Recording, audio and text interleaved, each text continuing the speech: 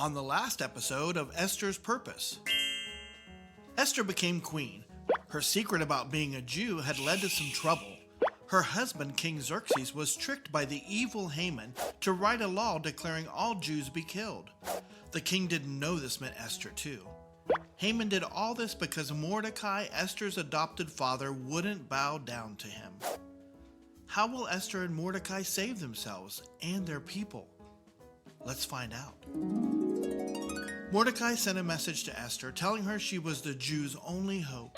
What if God had made her queen for this very moment? Mordecai urged her to go and speak to her king, but this wasn't a simple request. No one could speak to the king without being invited.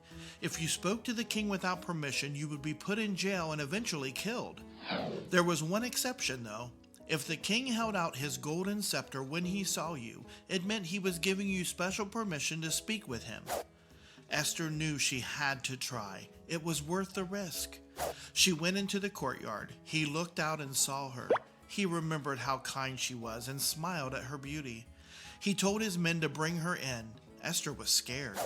But in that moment, the king lowered his scepter. Esther could speak to him. "What do you want, my queen? I will give you anything you ask for, even half of all I own," he said. Queen Esther said, "I wish to have a banquet with you and your prime minister Haman." The king agreed. During the day, the evil Haman passed the palace gates again, and Mordecai refused to bow. Haman was so mad that he decided to have Mordecai killed the next day.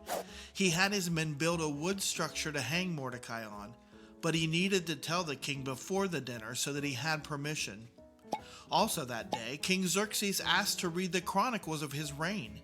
This book was where everything happening in the kingdom was written. The king read of a story where Mordecai had saved the king from an evil plan to be killed. He remembered that day fondly. "What did we do to reward Mordecai for saving me?" he asked his men. They told him he was not rewarded. This made the king sad. He wanted to honor Mordecai for saving him. The next day, Haman came to ask the king permission to put Mordecai to death. But the king spoke first. "Haman, what should I do to honor a great man and show respect?" Haman arrogantly thought the king was talking about him. He said, "For this man, bring a royal robe you have worn, and a horse you have ridden on, my king, one with the royal crest on its head. Then let the robe and horse be entrusted to one of the king's most noble princes to put on this man and to honor him. Then lead him on the horse through the city streets, proclaiming before everyone, 'This is what's done for the man the king wants to honor.'" The king said, "Wonderful. Go and do this for Mordecai the Jew." Haman was shocked and angry, but he had to do what the king said. Haman led Mordecai through the streets on the king's horse that day. Haman was furious. At dinner that night, King Xerxes asked Esther again, "What is it you want, my queen?" She said, "I would like to have another dinner tomorrow night with you and Haman." The king agreed, and Haman was so happy to get invited to the queen's dinner again. He liked to feel important. At the second dinner, Esther told the king that she was a Jew and would be killed with all the Jews because of his law.